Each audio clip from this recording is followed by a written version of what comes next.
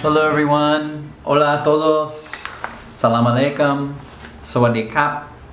David here. Back to be a part of your lives again. I hope you're watching. I look forward to getting comments from people and responding. I really want anyone who's watching to be a part of the conversation that I'm about to talk about today.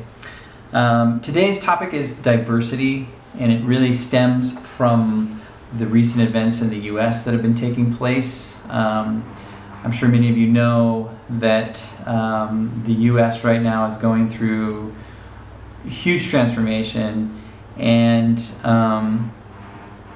there are things happening on the ground level that have never happened before.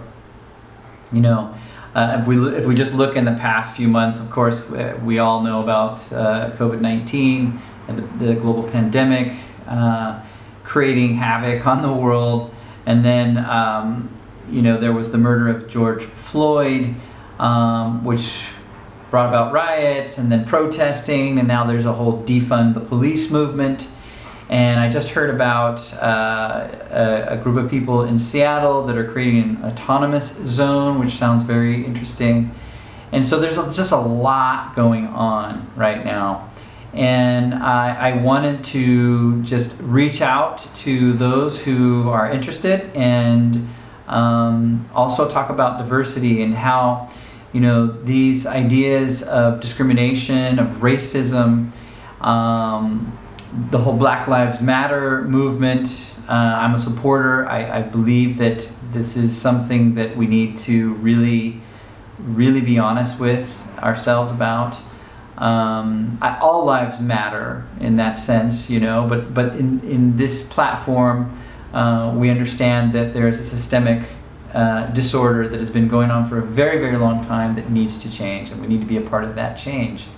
So, with that being said, there was an article written a few years back in Psychology Today by Monica T. Williams, PhD, and she cites basically 5 points of what she calls dimensions of diversity. The first point being diversity awareness, second, tolerating diversity, celebrating diversity, leveraging diversity, and embracing diversity. Now, how is that applicable to what's going on? I think that we need to find really concrete solutions to some of the problems that we are facing. But by the way, the racism and the discrimination that the U.S. experiences is by no means unique just to the United States. We're experiencing this the world over. Globally, we have a problem with that. And, make no mistake about this, the world is watching the U.S. and looking at the U.S.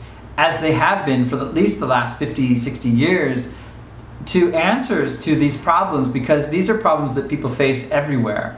And the U.S., I think, for a lot of people, and rightfully so, especially Americans, was a place, or it was a place, I don't know, maybe people have lost their faith with it, and that's what's going on right now, but it represented an ideal of a country that you could go to and you could find your true freedom and not be persecuted because of your religious beliefs or the color of your skin.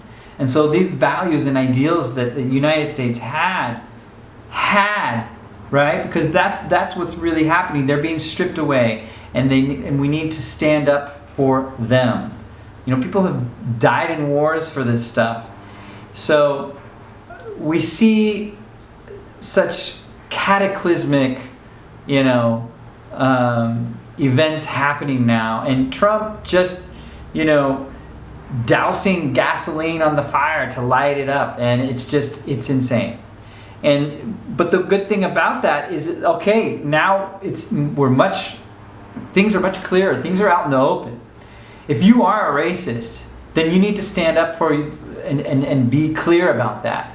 And if you're not clear on, which side you want to stand on, then you need to get clear, because this is the time that we really need to come together and support each other to make the positive change that I think most people, most common sense people, want to make. So that's what I'm going to say. Diversity, when we talk about diversity, a lot of it comes down to, I've lived in different countries in the world. When I was young, I lived in Mexico. I lived in Saudi Arabia for 7 years. Now I'm living in Thailand. And of course, I'm from California. So all of these places have shaped who I am. And I have practiced tolerance. And tolerance can be good. Tolerance is basically turning the other cheek, right? Out of self-preservation at times. And de-escalating what could become a violent situation.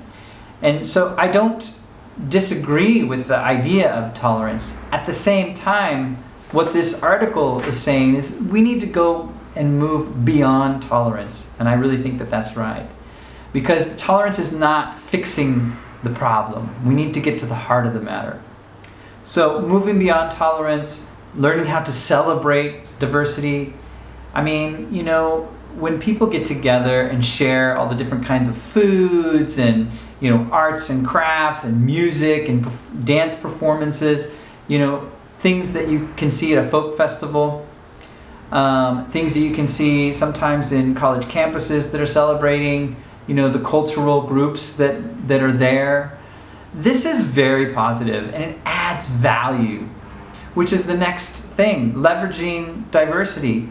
This is nothing new for companies and organizations. Some really smart organizations and companies know, hey, if we take all the different perspectives of the different cultural backgrounds of the people that are in this company and make use of that, it actually adds value. And to the bottom line, everybody is, profiting from these, ideas that get to flow when you don't cut off someone's inspiration to do something that could actually change the world in some way. So this is what we're talking about too. Leveraging diversity, leveraging those skills, those talents, the experience that people have. And then the last thing is embracing diversity. How can we take those, all of those ideas and really transcend into a new space, into where we are working in a world that is supporting each other, regardless of the color of our skin or what our beliefs are. Okay? Yes, it sounds very idealistic. Some of you are going to not agree with me. That's fine. But this is an opportunity now because we are now creating the new normal. What is the new normal? Well, post-COVID-19, things are shifting all over.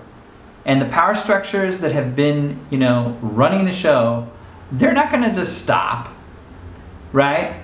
But there's been a slight tilt of, us all asking ourselves, well, the bigger questions like, what's this all about? And for the have-nots, don't kid yourself. We're in very different worlds from the haves. I know a little something about that. I worked for the haves for 4 years. It was amazing. But at the same time, we need to bridge the gap because that gap is getting wider and wider, and this is not creating a better world. And ultimately, economic inequality has to change. There's just no question. So we have to find a better system. And there's ways to do that. Teal organizations being one. But I digress. I get off topic. Diversity, it's part of diversity, actually. Embracing diversity is the change we need to seek. And then the last thing I want to say is, okay, yes, it sounds all and very ambitious, but you know what? The United Nations came up with the Universal Declaration of Human Rights. And they did that back in the 40s when they first began. Well, I think we need to revisit that. And we need to look at all those rights written down by the United Nations and see how they apply to our 2020 world today. And we need to create that new normal. And we need it to reflect all the different groups and values that are seen today in the world. And the US is the only country that's really leading that way. There are other countries doing things, and I don't mean to dismiss them. but the opportunity in the U.S. is greater, I think, because of the situation there and the historical context of how things are set up. So I would love to hear from you. Please comment, please respond, and my heartfelt condolences for all the people who have suffered recently, losing loved ones in any kind of situation, especially in a very unjust system that does not represent, true human values. And this is what this is about. This is about representing true human values. I think I've said enough. I look forward to your comments. Thank you so much.